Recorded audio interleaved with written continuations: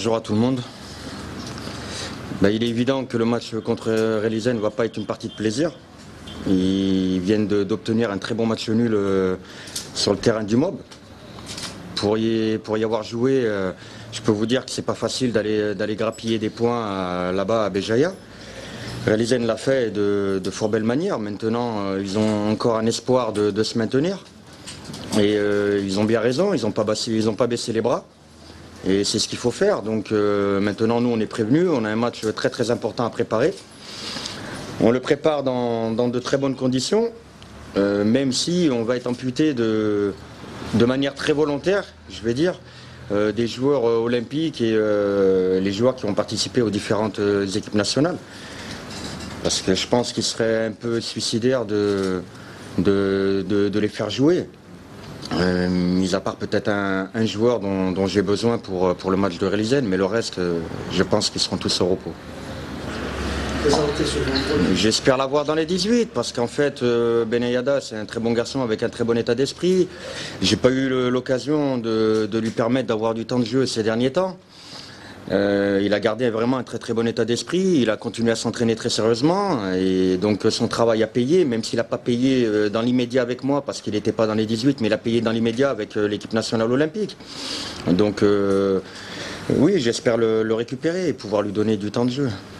C'est des joueurs qui jouent, régulièrement, donc il y a un taux de fatigue qui va être quand même assez élevé. Quand il y a un taux de fatigue et plus le voyage, une mauvaise récupération, le plus gros risque en fait c'est les blessures. Donc il y a d'autres matchs qui arrivent derrière et c'est important pour moi de donner du temps de jeu à d'autres joueurs qui ont le même poste. Et pour Andrea? Ouais, c'est ce que je viens de dire. C'est plutôt l'idée, c'est plutôt de les mettre au repos. Plutôt de les mettre au repos et de leur permettre de récupérer.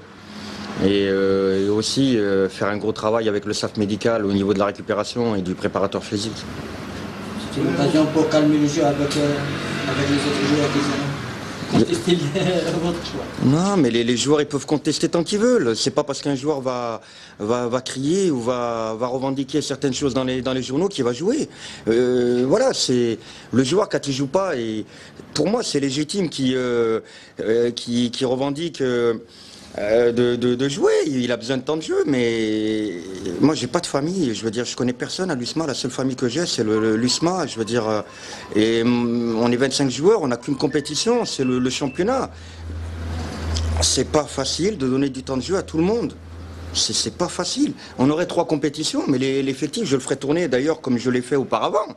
Maintenant, avec le championnat, voilà, c'est pas évident. Et puis, je pense que les résultats m'ont donné raison, même si les joueurs qui n'ont pas participé à ces dernières rencontres sont de très très bons joueurs qui peuvent apporter un plus à l'équipe. Il n'y a aucun problème là-dessus. Baïtej peut apporter un plus, Boudbouda il peut apporter un plus, Mazari, Benayada, je veux dire Kadour. Tous ces joueurs-là sont des joueurs avec une grande qualité et c'est des joueurs qui peuvent apporter quelque chose à l'équipe. Maintenant, j'attends tout le temps l'occasion, la bonne occasion pour le faire. D'ailleurs, la première chose que je retiens, c'est une très belle équipe du CRB, voilà, qui nous a posé des problèmes. Il faut savoir que c'était pas à nous de faire le jeu, c'était au CRB. Donc le CRB avait absolument besoin de cette deuxième place. Donc la pression était plutôt du côté du CRB, pas de la nôtre. Maintenant, si vous regardez, ça fait 3 matchs qu'on joue, 3 matchs qu'on ne prend pas de but. Donc malgré les lacunes qu'on peut rencontrer, on ne prend quand même pas de but. Donc il y a quand même une amélioration au niveau défensif. Maintenant, comme je l'ai dit tout à l'heure, le football, c'est une progression permanente, mais permanente.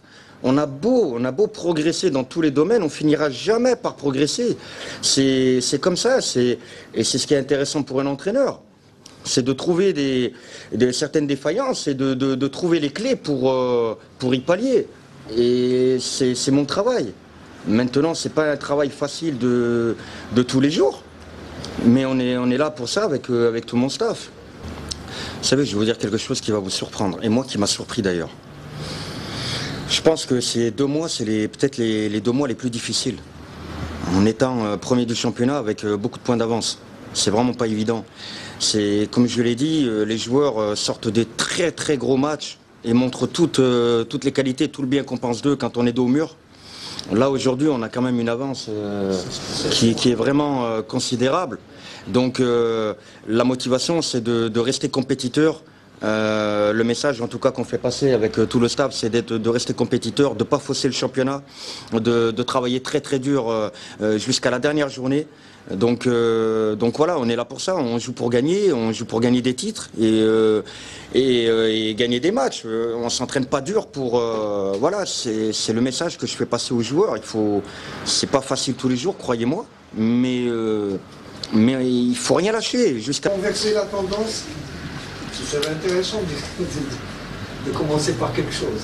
Ben déjà, le football d'aujourd'hui, par rapport à il y a 20 ans, a énormément changé. Le football a progressé de manière fulgurante, je veux dire, et à tous les niveaux, que ce soit au niveau du matériel, au niveau humain, au niveau de la préparation, au niveau du contenu des séances, je veux dire même au niveau des joueurs, la morphologie, il y a tout qui a changé, au niveau des tactiques, au niveau de la vitesse, de la puissance, de l'intensité, du rythme, voilà, il y a tout qui a changé. Les équipes ont changé, voilà, maintenant, par rapport à la statistique de Rélizen, j'étais pas au courant déjà d'une, donc merci pour l'info. J'étais pas du tout au courant. Et je pense qu'il y en a beaucoup qui sont pas au courant. Donc, alors je vous le dis, voilà, c'est... Mais je dis juste pour l'histoire, c'est toujours bon de savoir. Et il n'y a pas que Relizane, il n'y a pas que la l'USMA. La GSK ne s'est jamais imposée à... Voilà, ben c'est... Il y a des équipes qui ne réussissent pas dans certaines villes. Eh ben, j'espère être le premier entraîneur. Mais non, on espère toujours. Voilà, c'est mis à part ça, parce que nous on joue quand même le titre. On a besoin de points. Rélizen a besoin de points aussi. Donc le match est complètement indécis. Même si on laisse beaucoup de joueurs au repos, on ne s'attend pas à une partie de plaisir. Et si on peut ramener les 3 points de Rélizen, même dans la difficulté, on va tout faire pour. Et puis essayer de renverser cette fameuse tendance. Mais le turnover, j'aurais aimé le faire déjà bien avant. Déjà pour répondre à votre question. Maintenant, je pense que la situation d'aujourd'hui est idéale. Je pourrais récupérer les joueurs olympiques, les joueurs qui sont dans les différentes équipes nationales, mais je ne vais pas le faire par respect des joueurs qui sont là et pour pouvoir leur donner du temps de jeu. Quand je dis que je respecte mes joueurs, il faut après passer à l'acte. Donc je vais passer à l'acte. Donc voilà, avec tout mon staff médical, technique, on a pris la décision de laisser la quasi-totalité des joueurs au repos, justement, pour permettre aux joueurs qui sont sur place de leur donner du temps de jeu et leur montrer qu'ils ont un réel intérêt dans le club. Et voilà, on les considère. Mais déjà, à la base, je pense que quand un sélectionneur est en place, il faut le laisser travailler. J'arrive pas à comprendre comment on spécule sur l'avenir d'un sélectionneur qui travaille. On cite des noms pour le remplacer. Je veux dire, c'est pas respectueux vis-à-vis d'un sélectionneur, surtout qu'il porte il porte toute la responsabilité d'un pays. Dans une compétition aussi importante que la Coupe d'Afrique, je veux dire, au contraire, il faut l'aider et le laisser tranquille. Ça, c'est le premier point.